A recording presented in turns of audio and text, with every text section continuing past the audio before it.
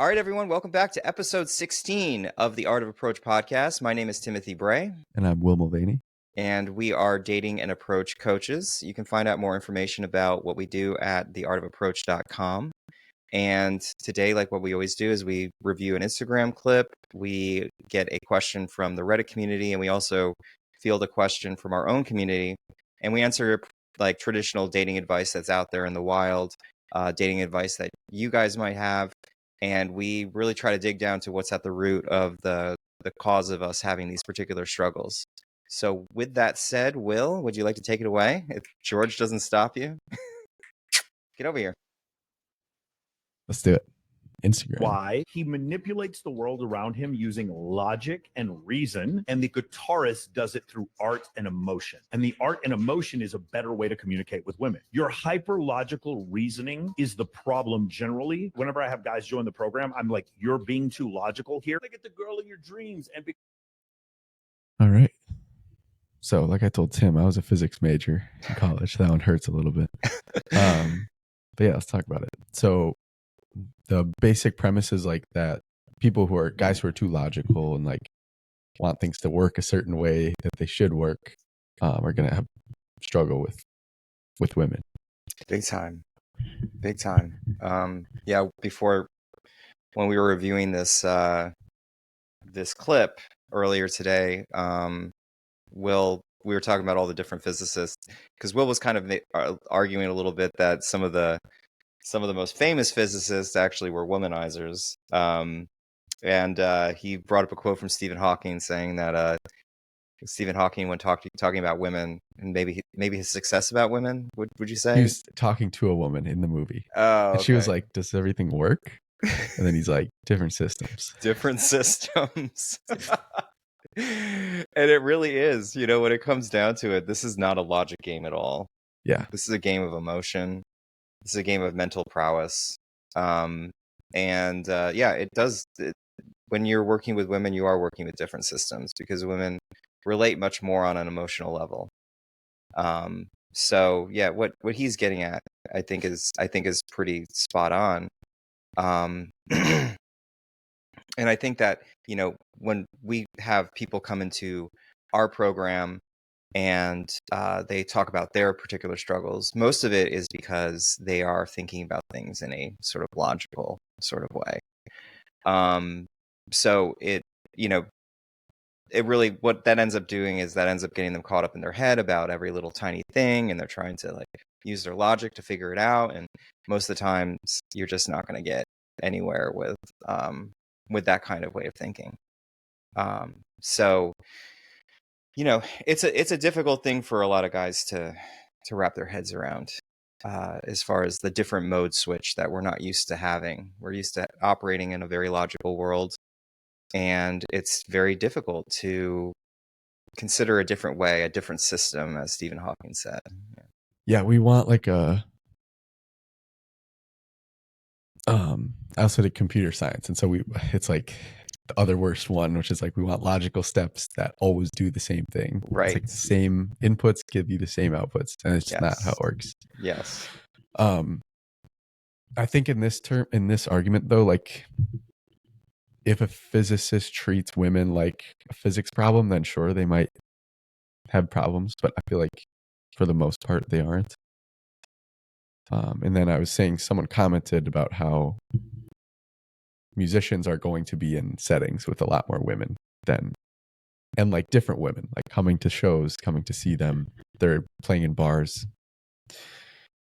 They're going to see a lot more women and have more opportunities than a physicist who is like typically working on their own or with a few other people in a more like male dominated and I think environment. I think it'd be really helpful to kind of break apart the qualities of the musician that women find attractive, because first off, they're getting up on stage in a public setting, and it's very akin to public speaking in a way, because maybe they're not saying anything, but they're certainly expressing, there's definitely communicating with their music up on stage. So to be able to do that, you have to have a lot of confidence to begin with. Yeah. And then there is also something, you know, again, we're talking about with emotions here, the ability to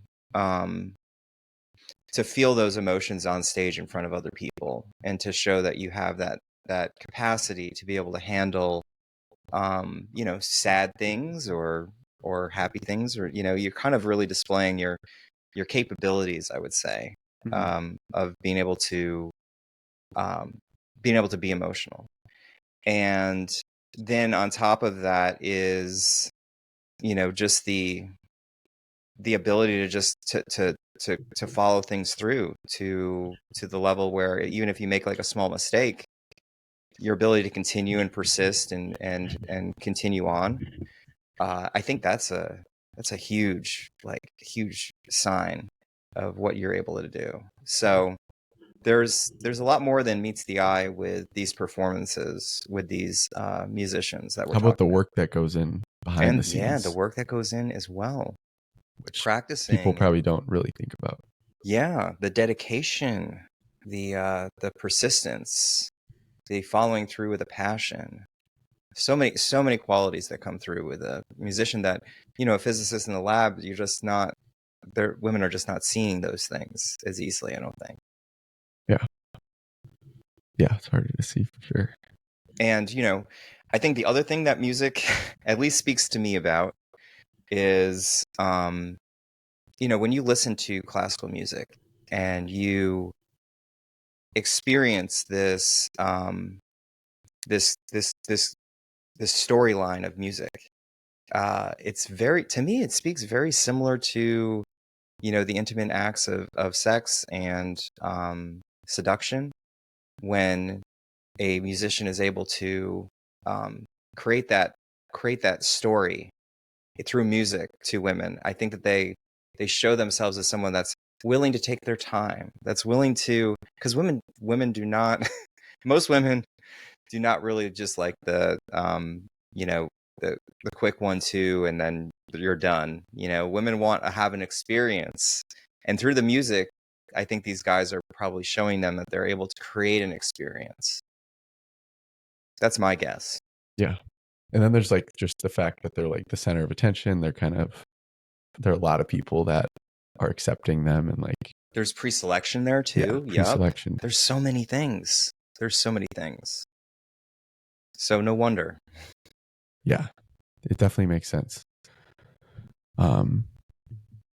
Yeah, like if you imagine you're in a group of a lot of people and everyone is watching, you know, this one person or this one group of people playing music. It's like, yeah, there's some type of pre-selection there. Yeah, big time pre-selection. Yeah. And that's why, you know, guys that are struggling with this type of thing, one of the best things they can do is put them in a leadership, put themselves in a leadership role in some place. Yeah. It doesn't have to be at work. It doesn't even have to be, I mean, it would be great if it was with your passions, but it doesn't even have to be there. It can be anything. Just find a way to become a leader in something. Yeah. And when you first become a leader, you have to just do it. It's not going to feel right. Like you'll probably be like, why am I? But that's what every leader does, is they just step up. You have to go through that transformation, just for sure. Yeah, decide like, I'm going to lead this. It's not an easy transformation to go through. No. And people won't always follow you. Yeah. Like you might have nobody following you, but you have to just decide, I'm going to lead. Yep. How did you start? I know you started the meetup group. Did you lead anything before that, you feel? I've led bands before. I've had a couple of bands that I sort of ran, I would say, that I curated. Mm-hmm. That was one way that I kind of stepped into it a little bit. Can't think of, I mean, I have also started my own entrepreneurial endeavors in the past too, which have had me being at the front seat and other people that were working for me. So that's another place that I did it. And I've also organized my own social events in the past too. So had some experience with that. Yeah. What about yourself? Have you taken any other leadership roles that you can think of? I've never been a leader before. Okay. So that's so I like have that recent experience of like taking on Yeah. taking that step up and actually being a leader. Yeah, dude. And You've like definitely being a definitely taken trailblazer. the call for Yeah. that. Yeah, and it's very liberating. It's very much like, oh, I can do what I want to do and have Yeah. people follow me. Mm-hmm. Like, I'm the one deciding what happens. Yep. Rather than like, oh, I'm just going to do whatever this Mm-hmm. person decides we're doing. For sure. For Yeah. sure. Yeah. Okay, let's go to Reddit. This thread is, what is bad dating advice for a man? And I just picked out one response. So this person says, be yourself is code for, I have no good advice. It's the equivalent of meeting someone and saying they were nice. Treat your dates like a job interview in terms of maximizing your positive qualities and minimizing your negative ones. Don't lie, but don't be so self-deprecating that you just seem meek and low self-esteem. Confidence is king. Remember, the perfect energy you want to give out is playful confidence. It's all a fun game to you, and you're interested in her, but you don't need her by any means. And then edit. Also, don't apologize for stuff for no reason. Don't draw attention to what you think are flaws that are really obvious, because chances are good she wouldn't have thought that if you hadn't said anything. She wouldn't have thought that if you hadn't said anything. I see. I.e., sorry, I'm so awkward, goofy, shy, etc. So I have mixed ideas about this one. Yeah, he's not wrong. How is that helpful for guys that are struggling? Because how do you bring out those traits in yourself when you're in a place of scarcity? How do you pretend not to be attached to the outcome when you haven't had a date in a long time and you finally get an opportunity? How do you not get attached to the outcome? That's the problem that I've always had with this kind of dating advice, is they always give you this top level kind of overview of what you should be doing, but you're just like, but I'm not in that place to do it. Yeah. And I get that hearing just be yourself sounds so trite, and something that probably really frustrates you and angers you, because you have been being yourself. You and it hasn't been working. So what am I supposed to do in that situation? The the only answer to that is to work with what's in you, because what's in you is the thing that's creating your outside reality. So a person that is confident has qualities within them that make them confident, and those qualities tend to be a self-respect, a self-love. Yeah. Those are the way you get to being able to express those type of qualities, and being able to find the space to love and care about yourself is one of the hardest things that we humans have in front of us. We're the hardest to love ourselves.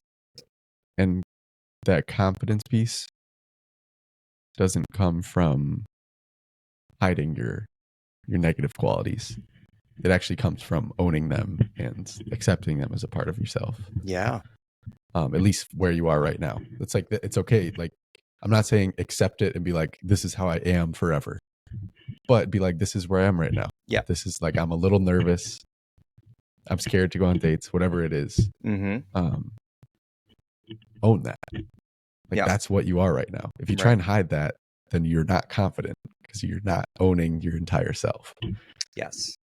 And you're also missing out on the opportunity to connect and relate to other people, in that everybody is going through some form or level of self mistrust, self hatred. Yeah. Everybody's going through something like that, for sure. So if you can just bravely own up to where you're at and communicate it, not in a way to get validation, but communicate it in a way to take ownership of what you are right now, then you have a good chance of being able to connect and relate to people. Yeah, for sure. Yeah, it's great. And if anybody's struggling with this particular thing, this is what our coaching program is all about. It's all about helping you find the capacity within yourself to bring that kind of love and appreciation to yourself that you deserve through your own means. And so you can have these particular qualities that they're talking about in this particular post. So. Yeah. So for this, the edit he makes at the end, I totally agree. Don't apologize for stuff for no reason. Like never say sorry unless you're like truly regretful and like you are sorry about what happened. But if it's something about you, then don't. That's not a reason to say sorry. But he also says don't draw attention to what you think are flaws that are really obvious, because chances are good she wouldn't have thought that if you hadn't said anything. So I think the important thing here is just because you express something, like we talked about this in the past. Hey, I feel like I'm a creep coming up and talking to you like this, but I had to tell you this. That doesn't make you a creep. That doesn't mean she's going to think you're a creep. That's just you expressing, hey, I have this thing in my head that's like telling me this. Or like, oh, I feel like I'm being really awkward right now. That doesn't make you awkward. That doesn't mean that she's now going to think you're awkward. It just means that you're expressing that thing that you're feeling. Yes. So expressing how you feel does not make that the reality. No, but it all comes down to the way that you're expressing it, because the way you just expressed it to me there, it wasn't doing it in a way where you were trying to get validation. And believe it or not, I mean, so much of our insecurities and so much of the reasons why things don't work for most guys is because they're so wrapped up in getting that validation. If you went up to a woman and you were with the expressed intention it's probably most of the time it's going to be subconscious, so you're not even going to notice it. But if you do come up with that particular energy of being like, I think I'm a creep for coming up and doing this, or like tell me I'm not a creep for coming up and talking to you right now. Like that's really what you want. So you're looking for ultimately. But there's another way of doing that, and that is just by saying, these are just emotions that come up. I don't have control over what is popping into my head. Yeah. So I'm just going to identify it, and I'm going to label. I'm going to tell you this is what this is what I'm working with here. Yeah. And it's nothing that you have to take any responsibility for. But I'm just going to express it because I'm just trying to be real with not only you, but also with myself. Yeah, that's great. And another one is like admitting fear. A lot of guys like are trying to like put on a front like I don't feel fear. But if you admit that you have fear, that like I heard a really good quote from,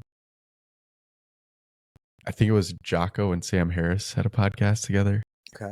And they were talking about how courage is not having fear. Courage is acting despite fear. Yeah.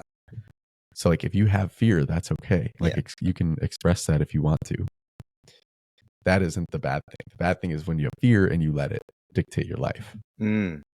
Yeah, when you let it run your life, for sure. Yeah, I was going to say something on that topic. It's a huge illusion that, maybe this is something that Hollywood taught us, or something that, we were never taught from our own fathers, that this idea that a man that just doesn't have fear is just the most insane thing to think about, that there could that actually would exist. It doesn't exist. It's a total illusion. It's the current heavyweight interim champ in the UFC. Yeah. Tom Aspinall, in his last fight afterward, or no, before even, in the like week leading up, they do their press conferences, and the whole time he was like, I am so scared of this fight, but I'm not going to let it, like I'm going to go and beat him. Wow. But I am terrified. Wow. Yeah. When you hear that, everyone listening, when you hear like a fighter, a warrior say something like that, and this is the heaviest weight divisions. These are like the most dangerous guys in the world. That doesn't signal that this guy is weak in any kind of way. In fact, I feel way more confident in him, and he comes off as way more strong than I could ever imagine by admitting that. I mean, he's in tune with himself. Yeah. It's fucking badass. But again, it's like, He's acknowledging that he has emotions. He's acknowledging that he knows what those emotions are, but he's still persisting forward. Yeah. And that is what is the real courage. That's what's the real confidence right there. Yes. That's the real warrior. Mm-hmm. Awesome. Yeah, I think that's good for that Reddit post. I mean, this one I do like. The perfect energy you want to give out is playful confidence. It's all a fun game to you, and you're interested in her, but you don't need her by any means. That's also great. If you can like truly feel that. I don't know if that's something you would want to fake, but you do want to get to a point where you're not needing whoever you're dating, where this is someone I want to be around. Yeah, and you This is can't not get someone that I off need the to be around. bat. That's the thing. That's why these That's true. That's why these advice things that you get out there. Okay, this I want to hear your answer. What do you do if you are very needy? I feel like this is the first date I've gone on in months. I need this to go well. You got to change the story. That this is not me going on a date. This is me starting my supply, beginning my supply of abundance. This is me opening myself up to it. Like, I guess the way you could think about it is, guys that come into our program, I'm always telling them that, during this 3 months that we're going to be working together, we're not going to be focused on getting you dates and having you going on dates. Like, that's not the mindset that we're going to be having. The mindset that we're going to be having is we're going to be training you as an athlete for a fight. Right. The fight is at the end of the 3 months. But up until then, it's just training. Yeah. Right? You might get some rounds of sparring, some practice. Sure. Sure. But we're not setting our focus on some kind of endpoint here during the course. That's what the end of the course is for. That's when you get to, have your time on stage. So, yeah, these dates, you really want to look at them as training, as exercise, and you're wanting to look at your approaches on a regular basis as a training and an exercise as well for this too. The more opportunities that you allow yourself to go out there and gather, the more you're going to not feel that every date is going to be like a make it or break it kind of time. Yeah. Okay, let's go to. Well, actually, I have one question for you. We were talking on Saturday with your friend Jeremy about, I forget who it was, some musician he was talking about who would like, when he saw someone he was into, he would like go 100% in and like go and like be like, I'm going to marry you. Yeah, Anthony Kiedis from the Red Hot Chili Peppers. Yeah. Used to do that, yeah. So what do you think about that? Because I've been thinking about like, what do I want to keep like dating a bunch of people and just like doing that, or do I want to like be like, a sniper, like finding the perfect one that I want and then just going in? What are your thoughts there? I think I think Anthony Kiedis' story is probably going to be a lot different than most of the guys out there. I think he, we were just talking about musicians earlier in the podcast. I think he probably had a incredible bounty of abundance at his fingertips. And he got to like do that practice. Yeah. And what I see when I hear that story, what I see coming from his actions, from his energy, was not so much that maybe he truly believed that this woman was the actual one for him when he would go up and marry her. What I think he was doing is I think he was creating a cultivated space for her to be that. So, we've talked about cultivated space on other podcasts, but really what this is it's bringing an opportunity to somebody that has, a very open bounds of what could be possible. So, meaning that, we've talked before about how approaching a stranger who's a woman as a stranger makes them a stranger. makes you a stranger, because you don't create that space for them to be anything but that. It's a very closed off space. I think what he was doing in those situations is he was saying, I don't know you. You look like you might be somebody who could fill this space. So I'm going to give it to you anyways and see what you do with it, you know? So I think it's powerful. I think it's magical. I don't think that he goes up to these girls thinking in any way that they are the actual ones, though. Just making that opportunity open. Yeah. Do you want to?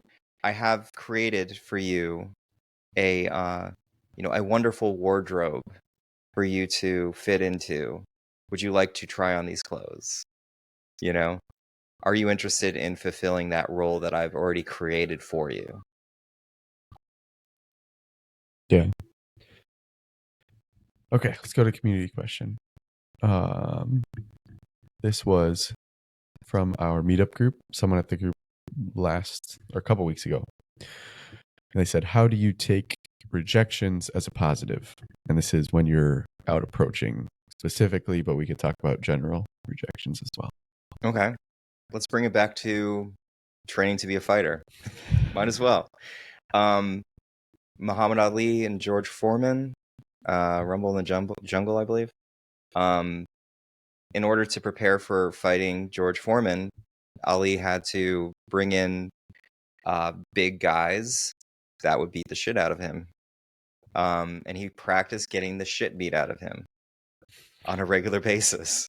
And that was what allowed him to withstand that fucking brutal ass round where he was getting pummeled nonstop because he had trained, he had gotten rejected with all those punches. Yeah.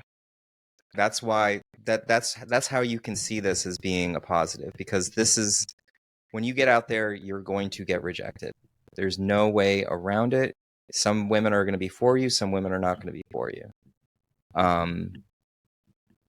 So, you're going to have to accept that is going to be the reality, and that speaks nothing about you getting rejected at the same time. Yeah, and the other thing is sometimes you get rejected on certain things.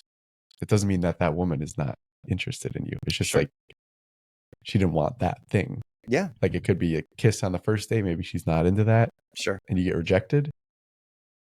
And if you can take that and be okay with that, then you're golden. Like that could be perfect, a great situation. Yeah. If you're not practiced in being rejected, though, you might react poorly. Yeah, you'll make the world of it. You'll make it the answer to everything that is wrong about you.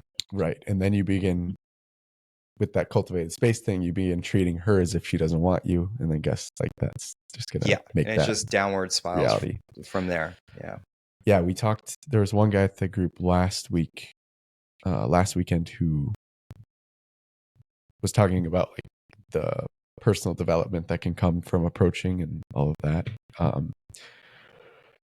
And that's something that I've thought a lot about, is like, if you imagine yourself as the product of doing these rather than the outcome, getting dates.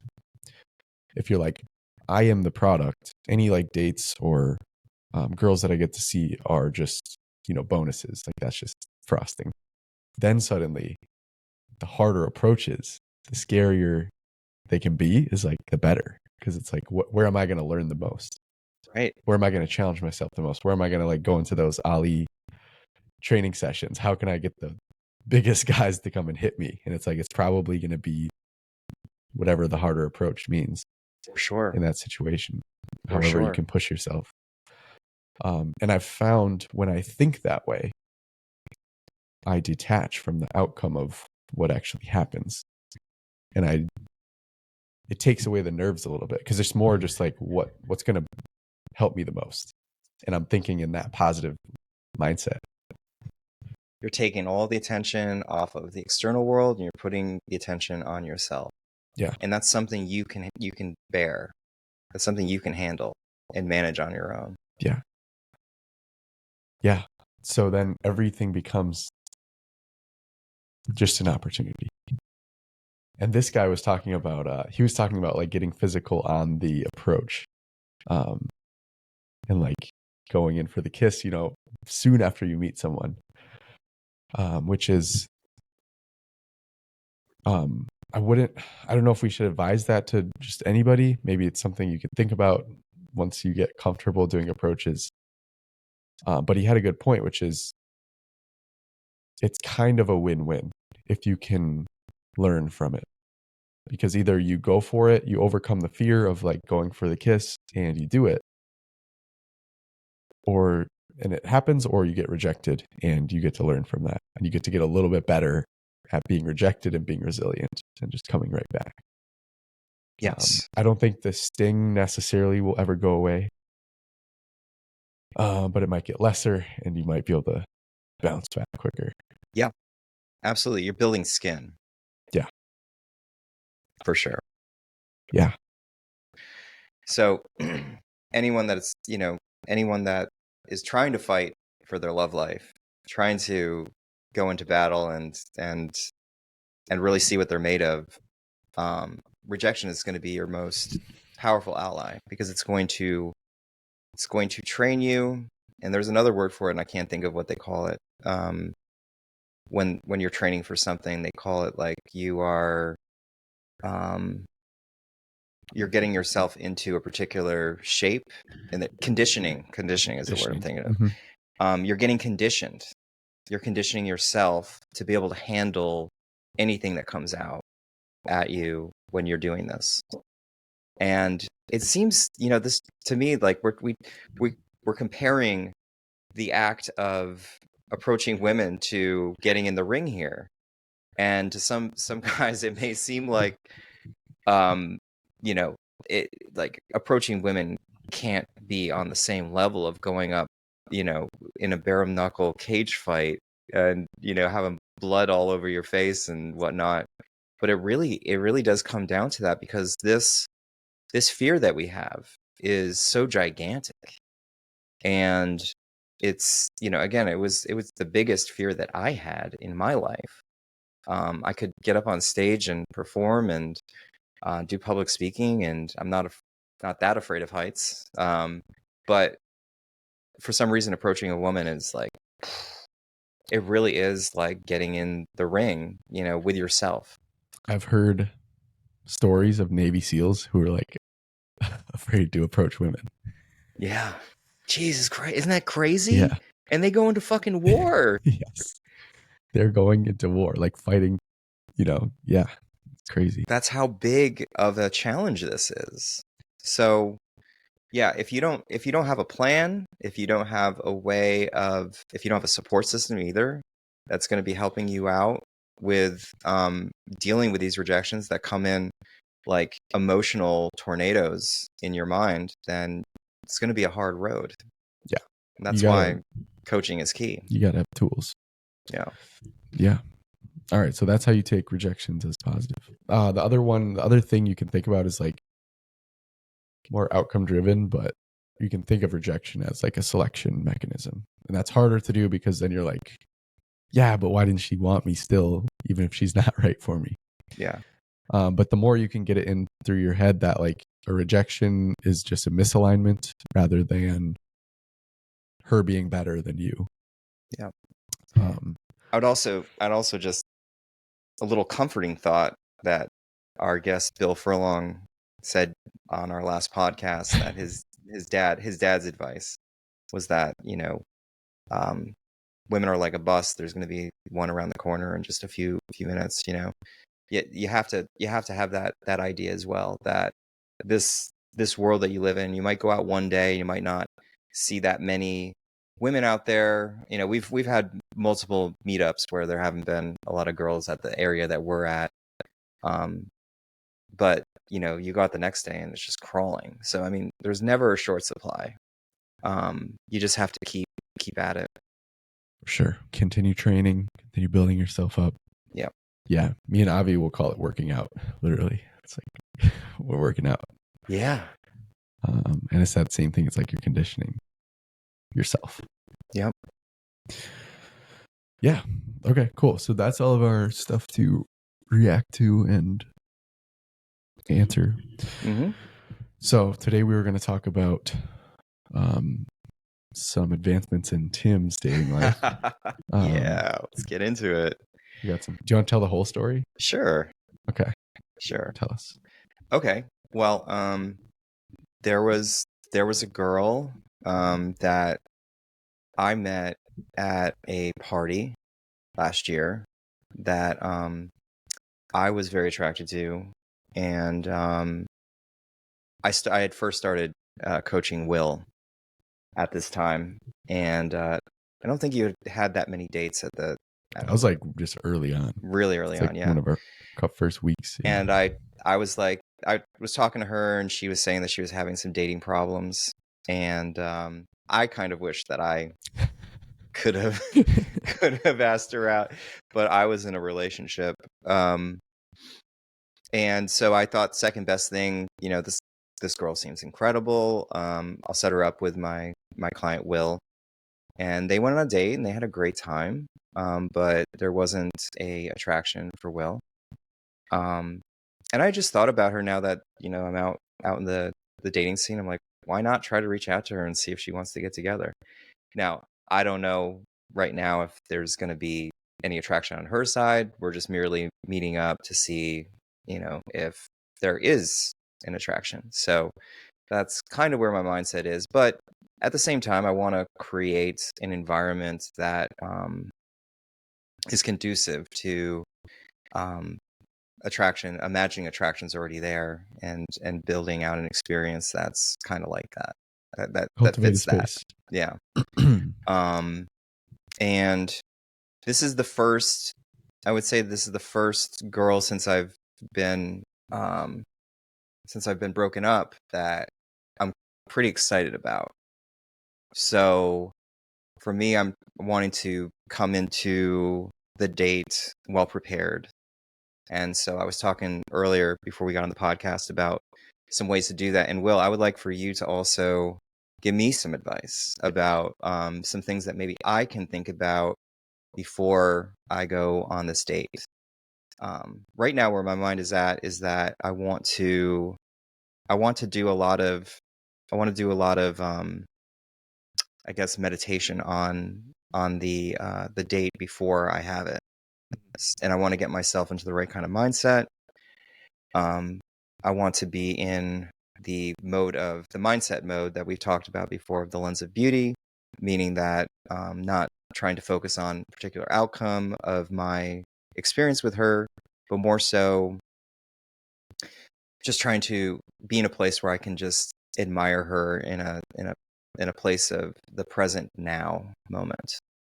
And then another thing that I want to bring into it is what we talked about on the last podcast, which is psychic sexual communication.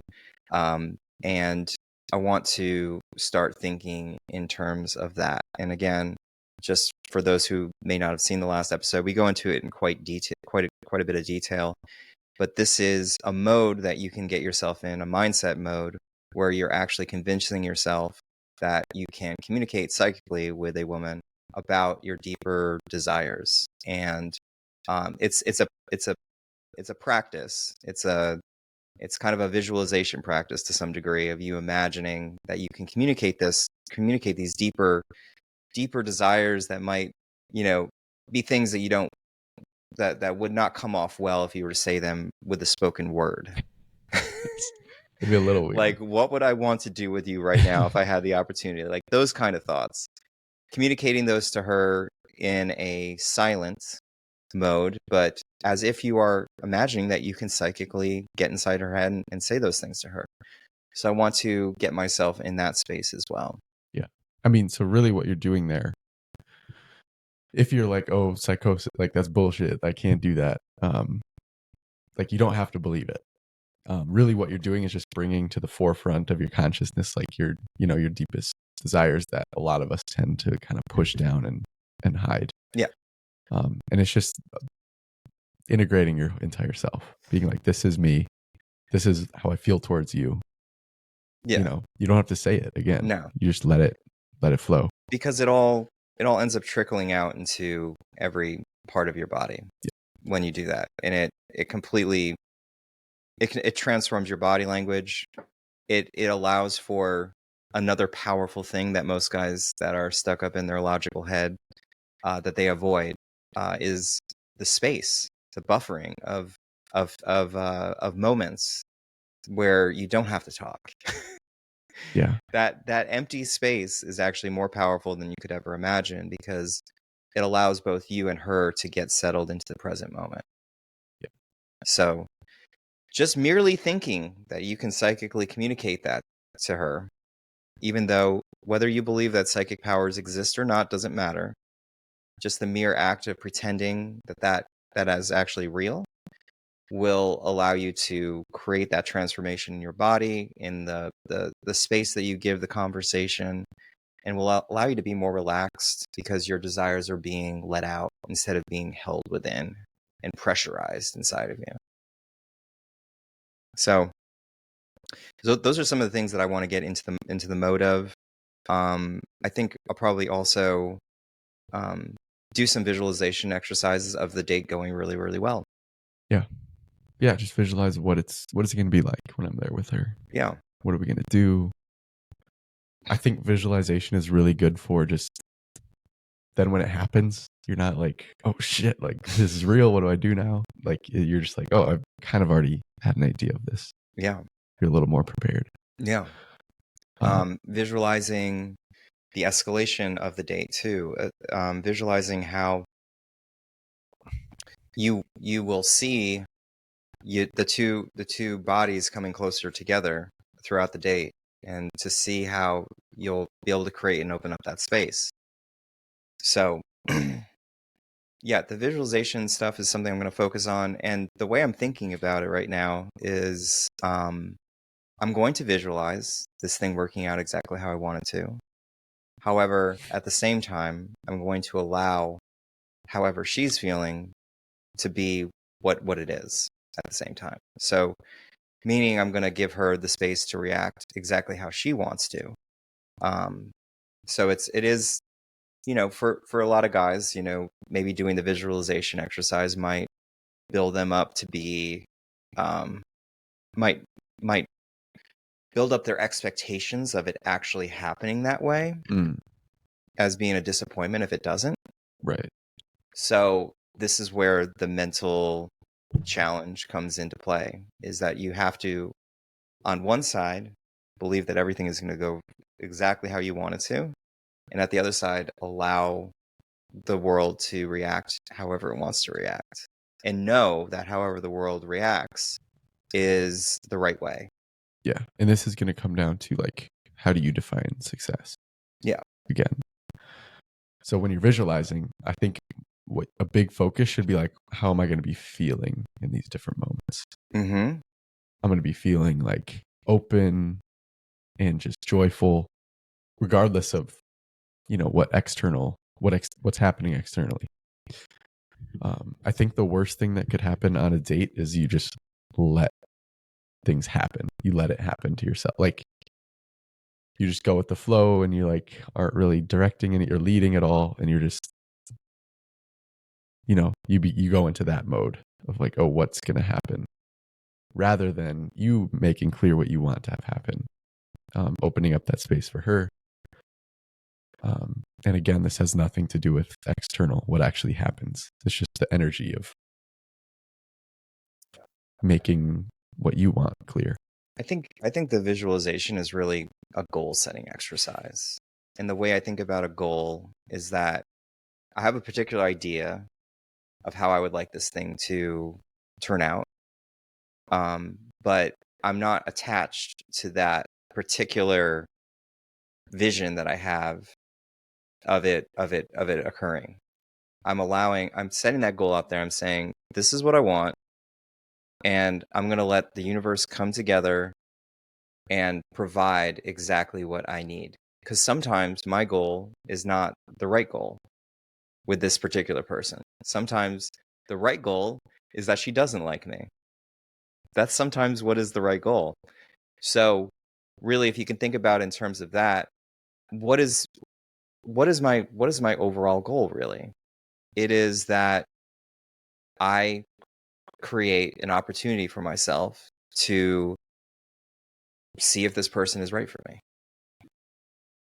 And I'm going to do everything I can in my mind to make it so that to create the cultivated space for her to have the opportunity to like me by giving her everything that she needs, by being open, by being vulnerable, by being authentic. If she doesn't take that, if that doesn't jive to her because attraction is not a choice, then I got exactly what I wanted out of this, because I actually found that she was not the right person for me. And boom, now it's on to the next. Yeah, that's a great goal. See if this person is the right one for me, or find out if this person is the right one. Yeah. Yeah. Another thing, anytime you can, is just have like little mindful moments of like what's actually going on. So a lot of the times in my dates, I've been like thinking about like, oh, what's coming next? What are we about to do? Or like, am I being good? Am I like, is she liking me? All that stuff. But having moments where you realize, you catch yourself in that, and then you go, look at this. Like, I'm on a date with a beautiful woman. This is great. Wow. And then I was telling Tim, like, even taking a moment just to like look at her and admire her. Yes. Yes. That can just change the way, like, your mindset completely. Admire her and also admire yourself for giving yourself this opportunity. Mm-hmm. Yeah. What you just described there was really, really powerful. Because I think, oftentimes when we're on these dates, we're locked into conversation.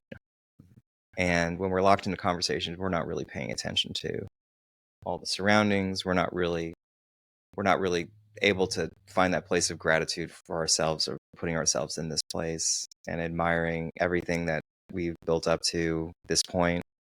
Yeah, I would admiring just, this is a very Zan thing. So for anyone who hasn't heard, we've talked about him all the time, but Zan Perion is like a seduction artist, dating coach, author. And his whole thing is like beauty, admiring beauty. So I took this girl on a date on Friday to that 360 bridge in Austin. It's like a super nice view over the river. And yeah, just like taking in that entire thing, taking in the like beauty of that view, and then being with her and like putting that all into one moment. It's like, what else do you need? Why would I care if she likes me? Like, this is, look what you've created. That's all I need. Yeah. Look what you've made. Yeah. You did all of this, and it didn't happen just within the course of a week when you set up that date. Like, you've been building this for a long time. Mm-hmm. You've been building this relationship with yourself for a very long time that's been able to make this thing happen. You've had to go through a lot of pain and hurdles to get to this particular place that you're in. Mm-hmm. And yeah, and acknowledging that to yourself on the dates really puts you in the space. Yeah. Where you want to be. Like, space of gratitude. Like, yeah. Yeah. Yeah, that's good. Yeah, so try and bring yourself there, to that space of just like, look at what's in front of me. Like, wow, this is incredible. I'm going to re-listen to this podcast before I go on the date. Another thing is, a lot of guys, myself included, will have the impulse to, again, in an attempt to get someone to like me, I feel like I have to be like entertaining and fill in all the spaces with talking and like, what am I going to say? All those things. Be okay with like silence, Yep.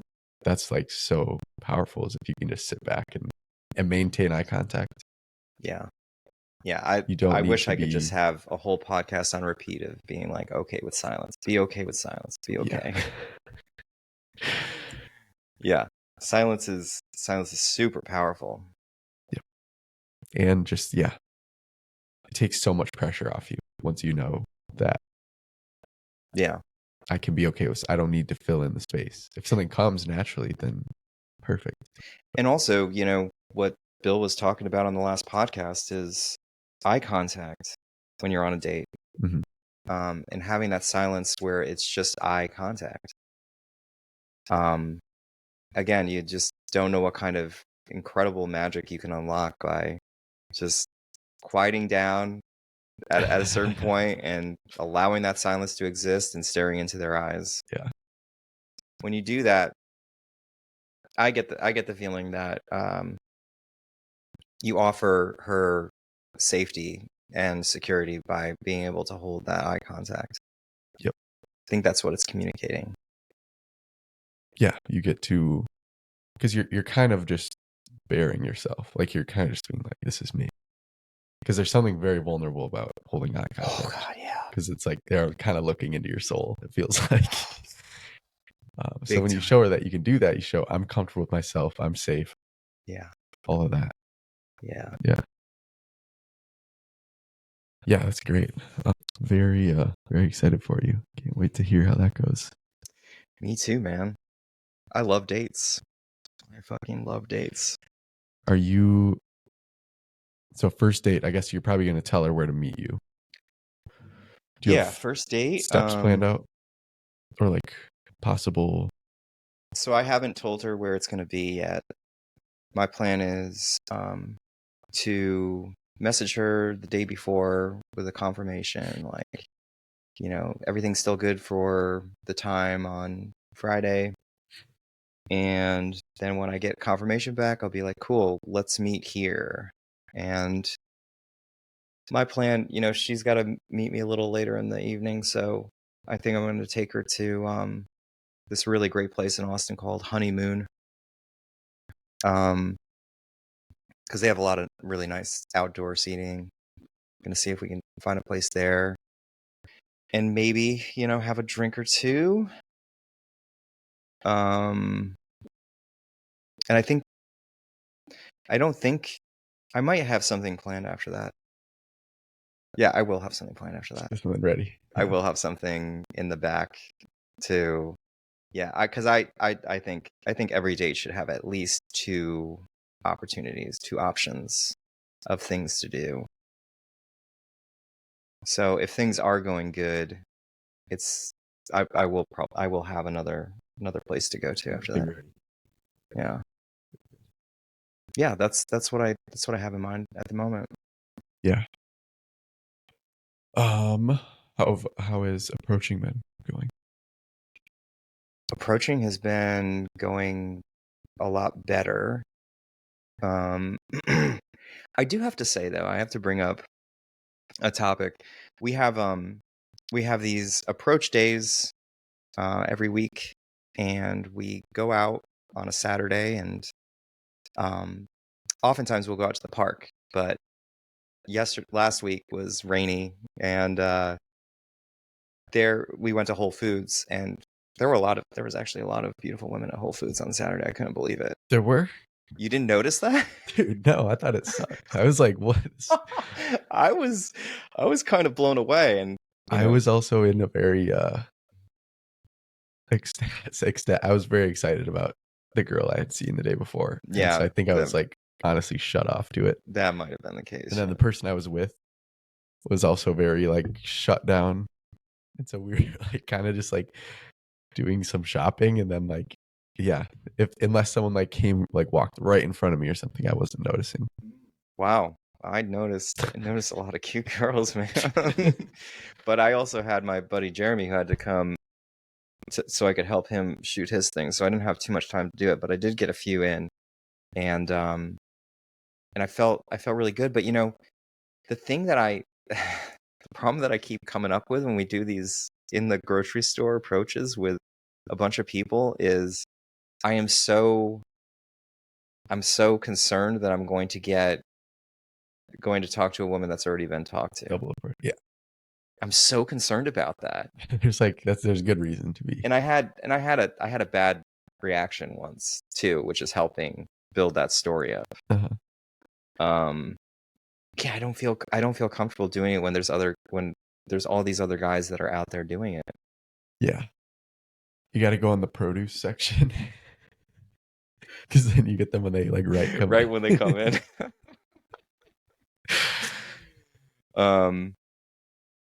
But when I'm in the park, that's not. I don't feel. Yeah. Or if it's just less people, if it's not like the approach group. Yeah. But again, if you're just building yourself, it wouldn't be a concern, right? If you were in that mindset of like, how can I, then like a weird reaction is actually good. That's true. That's true. If you were in that sort of training mindset, you would be inviting bad reactions. Give it to me. But man, it is hard to. I think I think it's just the reaction of a woman in that situation being like, "What are you guys doing here? Is there something going on? Because I've already gotten approached by 2 guys. Are you guys?" But then you would just tell him, right? What's that? You would just tell him. Yeah. You'd be like, yeah, there is something going on. Yeah. I think as soon as, if you can really explain what it is, then it becomes okay. But I think you're right, and I don't think that I've thought about that. I don't think that I've thought. I host a group, and it's for guys to build confidence talking to strangers. Yeah. Perfect. Yeah. Who could be mad at that? Yeah, I know. Yeah, you're right. I don't think I was thinking about that in the situation. But that makes total sense. So, yeah. And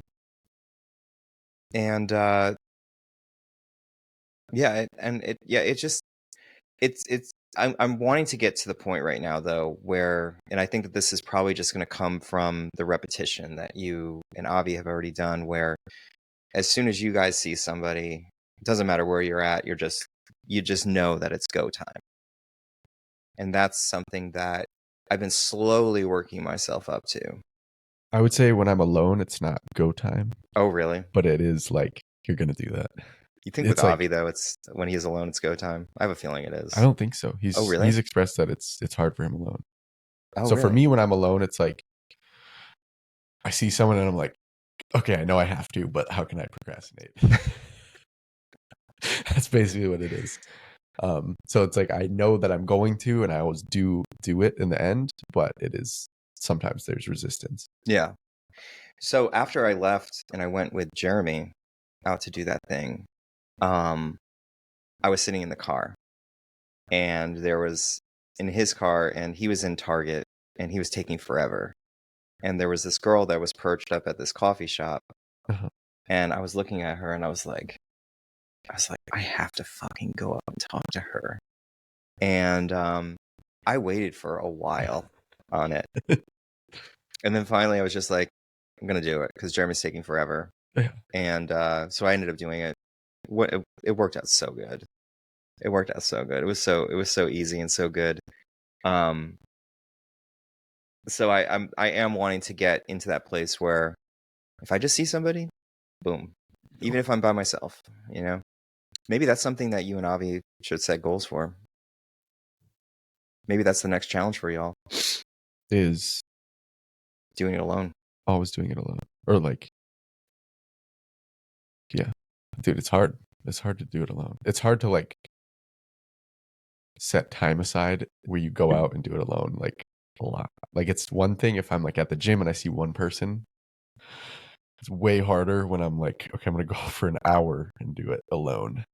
Because then you have to deal with the ups and downs and the in-between moments. And you have no one there to really no one there to get your back. Yeah, dude. I mean, that's that reminds me of that one day that I took George out to the domain, and it was like cloudy and there was not that many women around, and I was walking around, and it was so fucking hard to be out there on my own. And you're like, what the fuck am I doing? Like, who am I?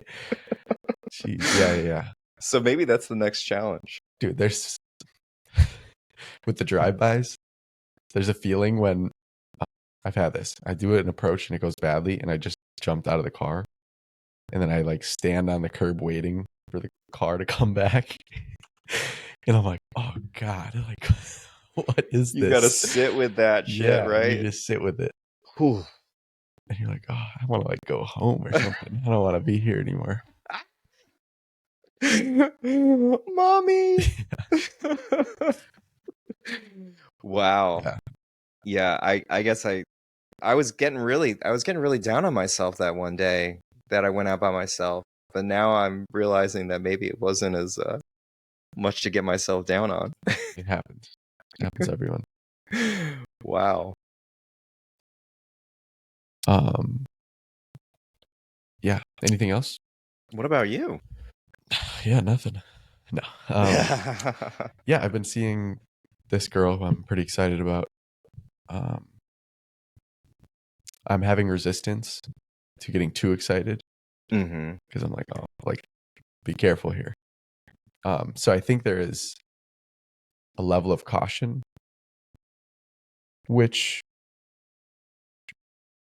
I don't think is necessarily a bad thing, as long as I don't let it like change how I interact with her. Because I want to still be completely excited and like when she's there, be like, this is great. But then at the same time, not overextend myself. So I'm not sure what I want to do about like approaching and dating other people and where I'm at there. That's what I'm kind of undecided on. Yeah, I think, I guess maybe what I'm seeing is that you're really into this girl, and it's making it very difficult to have your heart opened up to other opportunities right now.